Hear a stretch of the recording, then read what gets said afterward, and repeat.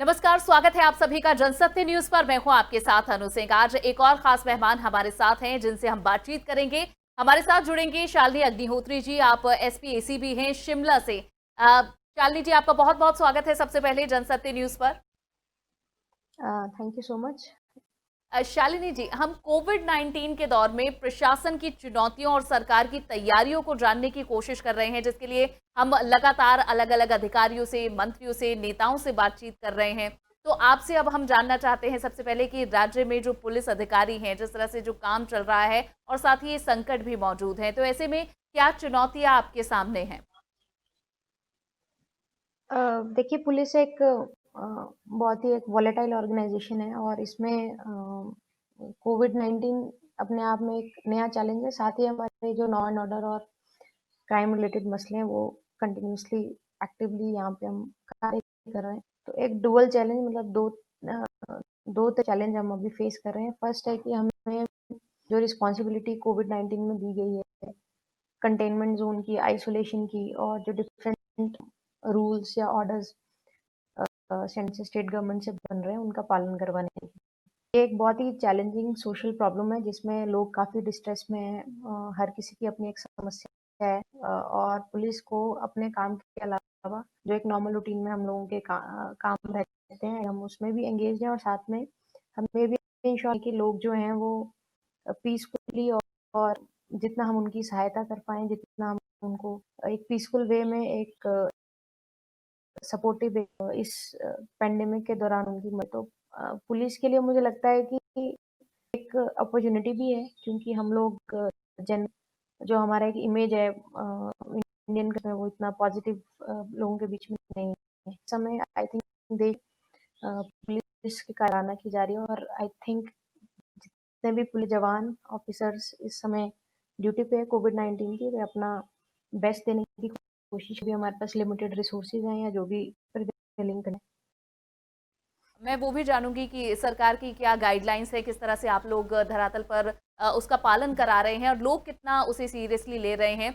लेकिन उससे पहले मैं ये भी जानना चाहूंगी कि आप लोग अपना ख्याल कैसे रख रहे हैं, क्योंकि अभी कुछ समय पहले ही जो पुलिस मुख्यालय है वो सील कर दिया गया था कोविड 19 की वजह से ही। तो आप भी इस वक्त दफ्तर आ रहे हैं और भी आपका बाकी स्टाफ दफ्तर आ रहा है, तो आप लोग क्या प्रिकॉशंस बरत रहे हैं, आप लोग कैसे अपना ख्याल रख रहे हैं? क्योंकि हम यही देख रहे हैं कि बहुत बड़ी संख्या है जो कि पुलिस कर्मियों की भी, पुलिस अधिकारियों की भी इससे संक्रमित हो रही है कोविड 19 से। तो आप कैसे अपना ख्याल रख रहे हैं? जी, बिल्कुल ही मतलब एज़ अ डिपार्टमेंट और एज़ सीनियर ऑफिसर ये एक बहुत बड़ा चैलेंज है कि हम अपने फर्स्ट ऑफ ऑल हमारे ऑन रोड लोगों से इंटरैक्ट, उनकी सुरक्षा की दृष्टि से हम क्या करें।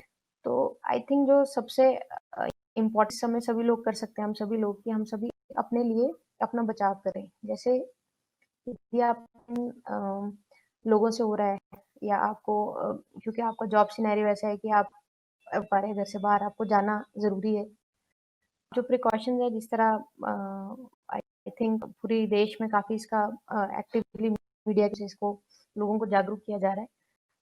तो जो इंटरेक्शन है उसमें फिजिकल कांटेक्ट किसी से कम हो सके, सोशल डिस्टेंसिंग, यूज कवर जैसे मास्क या ग्लव्स, इस तरह के जो प्रोटेक्शन इक्विपमेंट्स है, ये इसके जवान भी हम लोग भी यूज कर रहे हैं। और जितने भी हमारे मित्र हैं या फिर हमारे जो ऑफिसेज हैं, उसमें एंट्रेंस पे सैनिटाइजिंग का प्रोविजन रखा गया है, स्कैनिंग का।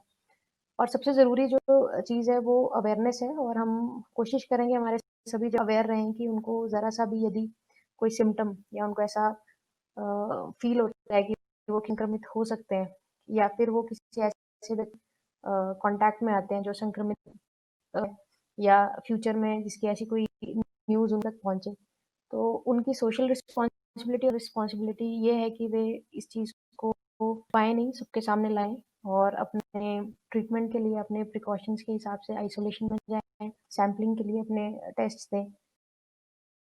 शालिनी जी, मैं ये भी जानना चाहूंगी कि हम कैसे देखें, कैसे पहाड़ के लोग जो पहाड़ी क्षेत्रों में जो रहते हैं, उनके व्यवहार में, उनके रवैये में, या उनकी कितनी एक्सेप्टेंस रही है इस लॉकडाउन को लेकर, और अब जो अनलॉकिंग हो रही है और जो गाइडलाइंस समय समय पर बदल भी रही हैं, या फिर नई गाइडलाइंस जो आ रही हैं सरकार की, उनका पालन करने में, तो वो कितनी सिंसेरिटी दिखा रहे हैं, कितनी डिसिप्लिन है इन चीज़ों को लेकर?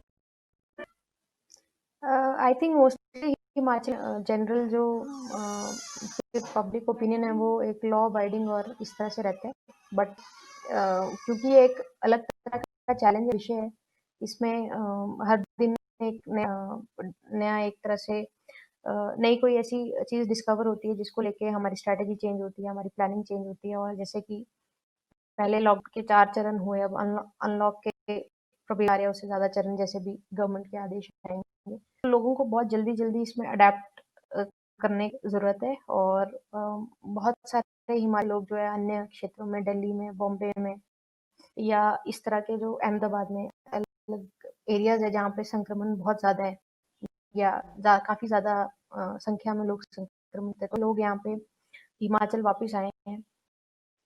उनका अलग एक चैलेंज है कि उनको किस तरह प्रशासन और पुलिस और सभी लोग मोटिवेट भी करें कि वो अपने आप को सुरक्षित रखें, आइसोलेटेड रखें, क्वारंटीन के नियमों का पालन करें और साथ में उनको एक लॉफुली जो हाउस बन रहे हैं, स्पेशली होम क्वारंटीन या क्वारंटीन या सेल्फ आइसोलेशन या इस तरह के एक पॉजिटिव वे में एक मोटिवेशन किस तरह लोगों के बीच में ले जाएं ताकि वो एक इस चीज़ को एक स्टिग्मा ना समझ के एक जिम्मेदारी समझे कि वे यदि संक्रमित हो तो और लोगों को इस तरह की इशू जो है वो ना दे पाए। बिल्कुल।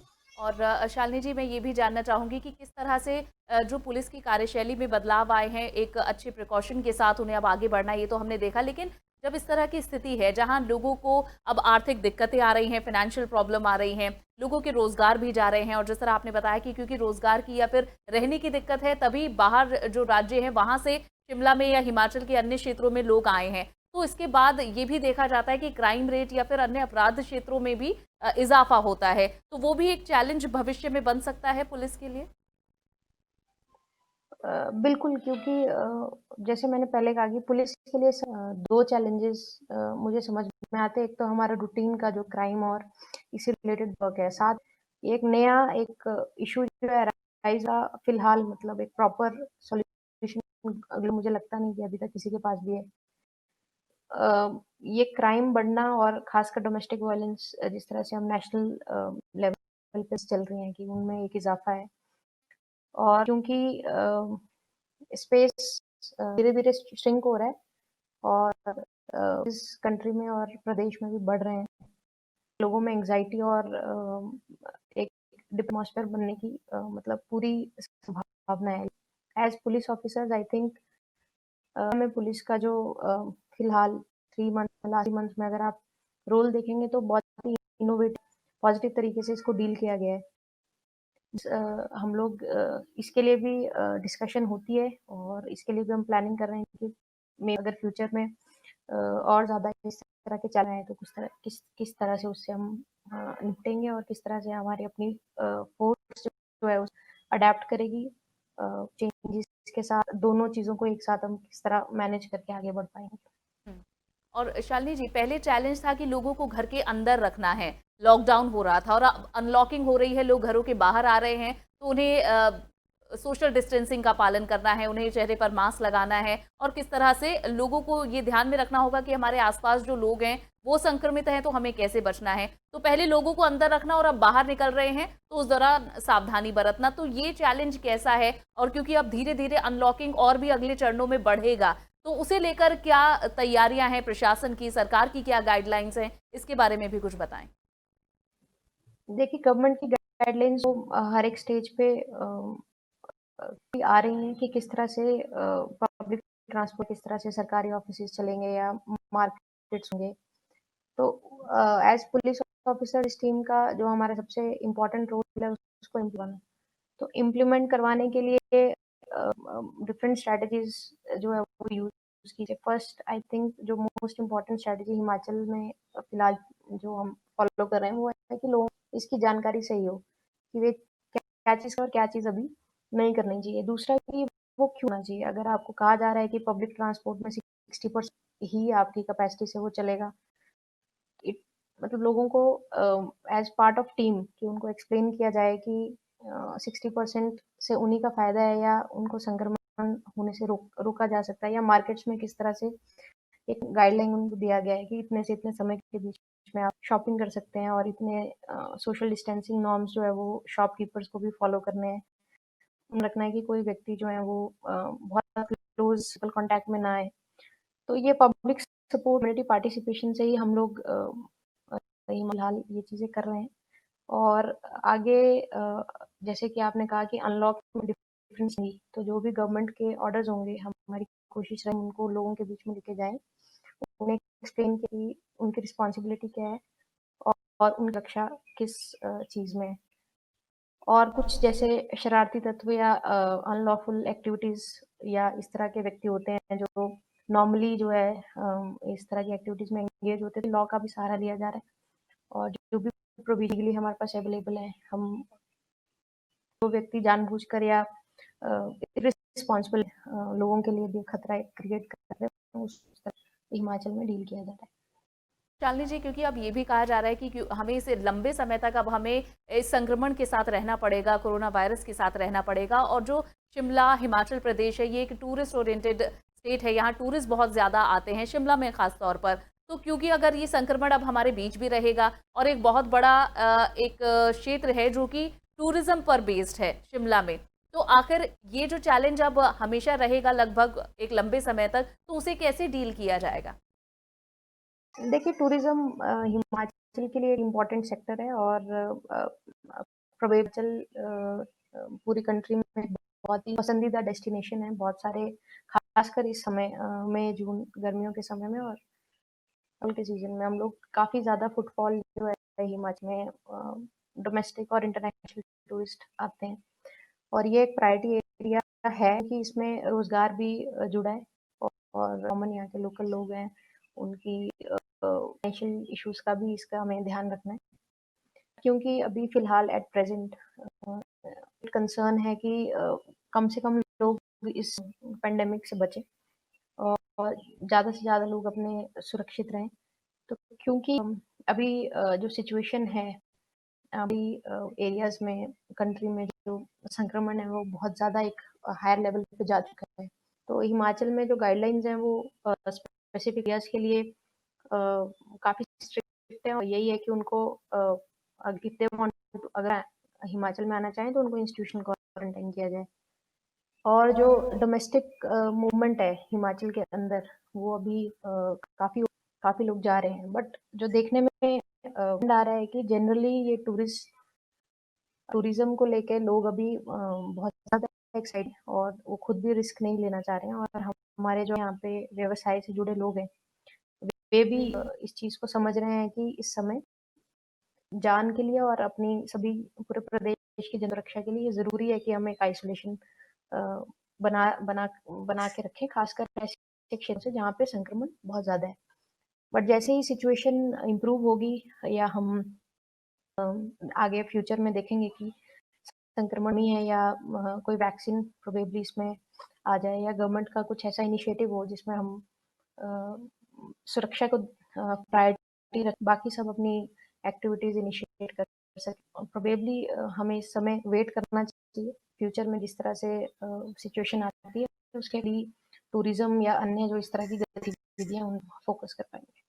चलिए, उम्मीद यही है कि दोबारा से जो अर्थव्यवस्था की ट्रेन है वो पटरी पर लौटे और जो लोग शायद ये सीज़न लोगों के लिए बहुत ज़्यादा हार्ड रहा होगा, दोबारा से भविष्य अच्छा हो, ये हम उम्मीद करेंगे। शालिनी जी, मैं ये भी अब चलते-चलते आपसे जानना चाहूँगी और आपसे ये चाहूँगी कि आप शिमला के लोगों के लिए, हिमाचल के लोगों के लिए अगर कोई संदेश या कोई अपील रखना चाहें यहाँ से? मैं आपके माध्यम से सभी से ये कहना चाहूँगी कि एक बहुत ही मुश्किल है और हम सभी के लिए एक अनोखा चैलेंज शायद काफ़ी सारी जनरेशन्स ने नहीं देखा है और हम आने वाले बहुत लंबे समय तक हो ईश्वर ने चाहा तो हम दोबारा इस तरह का कोई सिचुएशन ना देखें। बट इसमें सबसे ज़रूरी जो चीज़ लगता है, मेरा जो अपना ओपिनियन है वो ये है कि आप सभी अपनी-अपनी ज़िम्मेदारी लें, अपने परिवार की ज़िम्मेदारी लें कि आप उनसे जितना हो सकेगा, जितना आपको बारे में अवेयरनेस जनरेट है या जितना आपको इसके बारे में जान पाएगी, आप अपने आप को पहले तो अपने आप को आप रखने की कोशिश करें। सारी प्रिकॉशंस लें, हर तरह के नियम जो गवर्नमेंट की तरफ से या इंटरनेट पे आजकल काफ़ी स्टडी में अवेलेबल रहते हैं, उस तरह से आप उसके बारे में अपने आप को बढ़ाएँ और अपने परिवार को भी संक्रमण संक्रमण से किसी को अवेयर करने की कोशिश करें कि ये इसके लिए लेने का विषय नहीं है। आज यदि आपके एरिया में कोई नहीं, तो ऐसा ज़रूरी नहीं है कि कल भी वैसी सिचुएशन रहेगी। इंडिविजुअल और अपनी फैमिली की ज़िम्मेदारी लें। हम सभी अपनी और अपनी फैमिली की ज़िम्मेदारी लेते हैं और सहयोग करते हैं कि ये संक्रमण जो है इसका के जैसे कि सोशल डिस्टेंसिंग, वेयरिंग मास्क या इस तरह के फिजिकल कॉन्टैक्ट, लार्ज गैदरिंग्स हम नहीं करें। तो मुझे लगता है कि इस मुश्किल हम ज़्यादा जल्दी और ज़्यादा ईज़िली बाहर निकलेंगे। दूसरा मैं जो एक ओपिनियन मुझे लगता है मेरी तरफ से है ये है कि हम और सहयोग करें।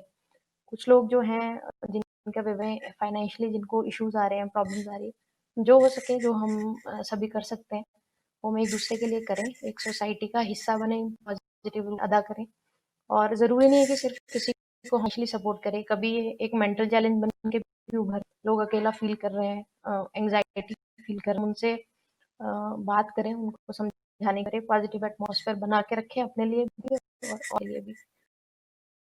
तो ये थी शालिनी अग्निहोत्री जी, जिन्होंने बताया कि किस तरह से हम अपना और अपने परिवार की अगर जिम्मेदारी लेते हैं, उनका ख्याल रखते हैं, तो एक बहुत बड़ा सपोर्ट है जो कि हम प्रशासन को दे सकते हैं और हम अपने आसपास के लोगों को भी इस वजह से सुरक्षित भी रख सकते हैं। और भी ऐसी ही शख्सियतों से आपको मुलाकात कराते रहेंगे, उनके विचार और क्या संदेश है वो आप तक पहुंचाते रहेंगे। ये वीडियो आपको पसंद आया हो तो इसे लाइक और शेयर जरूर करें, चैनल को सब्सक्राइब करना ना भूलें। नमस्कार।